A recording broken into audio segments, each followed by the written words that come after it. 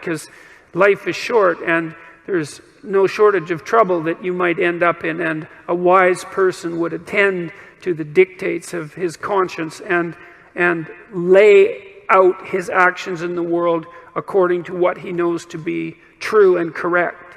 And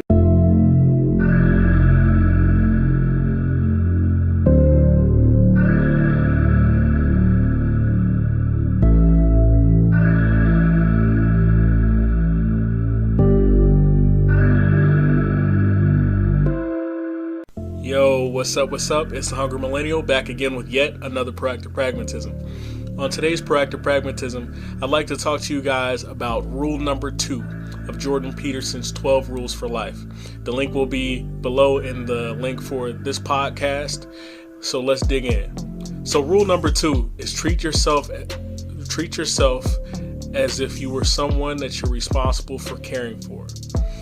So when I think about rule number 2 and how it applies to my day-to-day life and just life in general, I think about the fact that in order to win in life, you have to be diplomatic. But in order to be diplomatic, you have to take care of the small things in your life that are going to boost your level, boost your traits, boost your attributes, and boost your character. So some of these things that will assist you along the way that I've learned is having a strategy, being self-aware, and coming up with realistic resolutions. So let's talk about having a strategy. So a lot of people, they have these big goals that they want to achieve. So one goal that I had set for myself, a few years back, when I first started working for FedEx, was I wanted to make $500,000 a year. And it seems like a major, huge goal. It seems like something that's almost impossible to achieve. And obviously it's not going to be achieved via working at FedEx as a driver, right? But there are a bunch of other things at play. In Patrick Bet-David's book, 5 Steps, Thinking 5 Steps Ahead, he kind of talks about having that big dream and then creating actionable steps. But sometimes we don't realize that the actionable steps are the day-to-day things that we do. And so when it comes down to it, my strategy is being more self-aware. I understand that when I make different transitions in life, that sometimes it takes a little bit for me to get kick-started back. So what I like to do is I like to stay in sync. I like to, in the military, we call it a battle rhythm. So we can create consistency by continually making plans that are going to help move us forward. And so we're like, in the military, we typically look at things, we go 3 months out, 6 months out, 2 years out. So where do we want to be in those places?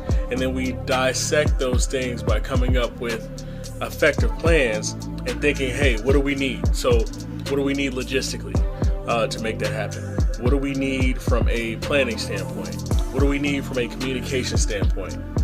In the military, we have what's called a 5-paragraph operations order. And so in that 5-paragraph operations order, it covers all of those things. And so what I've noticed is if I can take those things in my life and apply those things to my life, I can become more self-aware. And a part of becoming more self-aware is leaning into discomfort, the things that you don't want to do.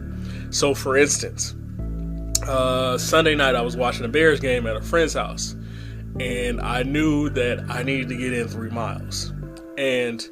But I figured, I was like, you know what, man, so we started consuming alcohol and having a good time or whatever. And then I was like, you know what? So being self-aware, I'm like, hey, I'm gonna call an Uber. And then because of the way that I've taught myself to think about things, I was like, you know what? Looking for the pot of gold, there was an opportunity there. My friend, so I got on my phone and I Googled that my friend's house was exactly 2.8 or so miles away. So I was like, you know what? I'm gonna challenge myself. I'm going to shake things up. David Goggins calls it taking souls. And taking souls isn't about, hurting somebody else, but it's about setting yourself up and fighting those demons and those troubles and those issues and the things that actually scare you, the things that would throw a normal person off kilter, they don't bother you.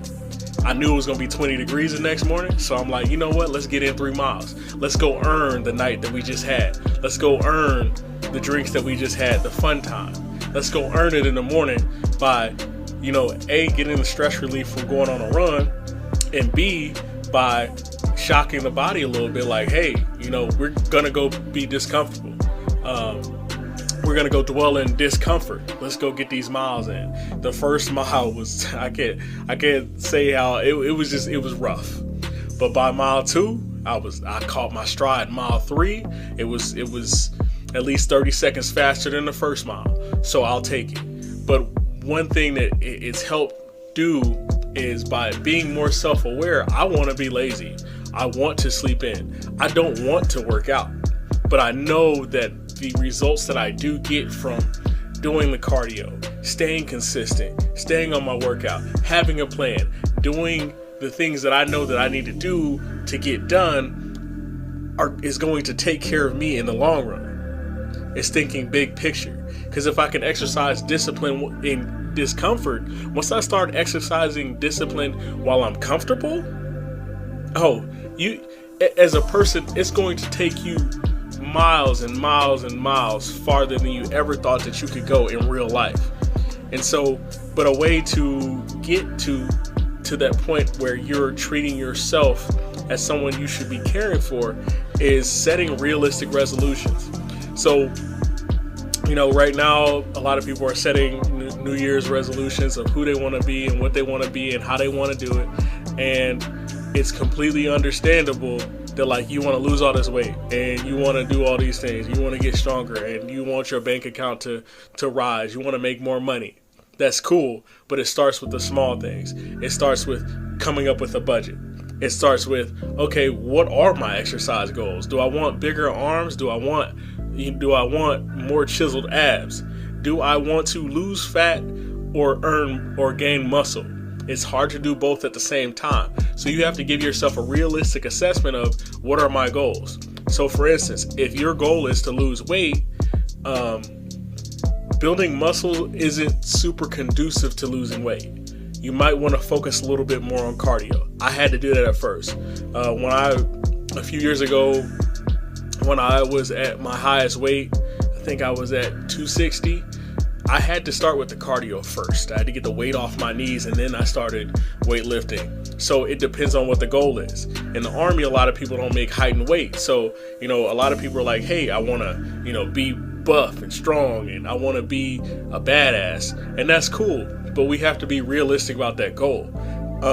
Is the Army going to actually accept your weight limit compared to your measurements? You might want to focus a little more on cardio, go with basic strength instead of trying to max out your deadlift or your sprint, drag, and carry during the Army physical fitness test. We have to be realistic about those resolutions. If you want to, so for instance, my goal of making $500,000 a year starts with me coming up with a budget. With the it starts with me playing really good defense to manage my money, as well as playing really good offense to see the opportunities that are ahead of me. How can I balance my future master's degree that I want to receive and leverage my PhD with my military career to put me in the places where I can meet connections of people who need a $500,000 a year salary that's tied to a product that I can produce? What do those steps look like? But in the meantime, what can I be studying? What things can I do to stay focused? How can I save more money? How can I balance things out? So one thing that I did, one actionable step that I did start taking is every time I look at my check, and I got this from Dave Ramsey, I pay myself first. And when I say that, I pay myself first, I've already got calculated how much needs to be in my checking account for me to breathe to the next check. And then I've got I also take that money, I put it in savings. I take the money, I put it in savings. I don't, I try to just take it and put it in savings, and I give myself a little bit of allowance every week to get by, gas, necessities, foods like that. And I also have forced myself to eat more at home instead of trying to go out. And it is really hard. That exercise and discipline, that I've had to grow this self-awareness, and you'll find this, you'll be aware of the things that are going to get at you. So one thing that I've started to do is I've started to pre-plan what I was going to eat that night. So that way I can go out and I can earn that nice meal that I was going to cook at home and eliminate the distractions that fast food poses for my life. Because I'm like, how can I save money if I'm going and I'm eating $24 freaking Five Guys? That place is god awfully expensive, but the food there is amazing. So you have to be able to create realistic resolutions. Also, a part of creating those realistic resolutions is rewarding your goals. So if I do this, then this. So one thing that people thought was really, really crazy was when I was in Kuwait, I was like, I had to go get in 5 miles to get a pizza. It was like, wait, what? So how many miles do you have to do to get Red Lobster? You know, they made light of the situation. And it was funny, but that's how I was able to be able, like, in my mind, I would mentally picture that amazing pizza that I was going to eat, but I had to go earn it. So I literally ran 5 miles to go get that pizza so that way I can enjoy the pizza. So it's rewarding yourself for going and accomplish your goals, because as humans, Jordan Peterson talks about this. As humans, we are so fallible that we really suck at being disciplined. We suck at holding our feet to the fire. We're terrible at it. And so it's one of those things where you set little rewards, little, goals. People do cheat meals. I'm like, my preference is I like to eat good meals. Like, I'm terrible at dieting. So I'm like, you know what? I need to balance that out. So I'll eat smaller meals, or sometimes I'll fast, so that way I can eat a great meal at night. Or, I'll eat some veggies here and then balance that with, one thing I like to eat is I like to eat fried catfish. Or I'll balance that with a nice, wonderful, sauteed, amazing steak. I will make an amazing steak, and I will let that be my reward for that situation. Or when I'm at work, I'm like, get in early so that way you can hit the gym, and then you can have a great meal and you can relax and have a wonderful glass of wine. So me being at work early, A, it shows that I'm dedicated to the craft. B, it's going to help me look at the stops that I have to get done for the day. And C, it's going to alleviate any stress or extra issues that mentally that I would have to fight through because this route is miserable. When I'm going to tell myself, well, if you would have got in early, you could have finished the route a little bit earlier and had a little bit more downtime. So these are some actual steps that you can take that are going to help you take care of yourself. And here are some of the results that I was able to come up with. So the first result is less regrets. It's going to prevent guilt and shame because you didn't get something done, or you did something foul, or you didn't quite meet the deadline. But by being a little bit proactive, and that's what this podcast is talking about, by being a little bit more proactive, it's going to help you succeed and accomplish your goals and prevent that shame and that regret for not getting things done. You can go to bed satisfied at night because you accomplished your goals. And even if you accomplish a little bit, it's still something to be excited about because you're a little bit farther than you were yesterday. It's also going to avoid negative consequences, like you getting fired from a job or you not getting the promotion that you want. Because, it's one of those things where sheer preparation, when you fail and you're prepared, you're never down and out. You just, got to get back on the horse because you've been prepared. Like one of my, I like saying this quote all the time. If you stay ready, you ain't got to get ready. And it's just, it's giving yourself, by looking out for yourself and taking care of yourself as someone that you're responsible for, you're giving yourself the ultimate alley-oop. It's like at work, it's like, so the loader loads the truck, and then I reposition the packages based off of the route and how I'm going to run it, and then I deliver. It's working smarter, not harder.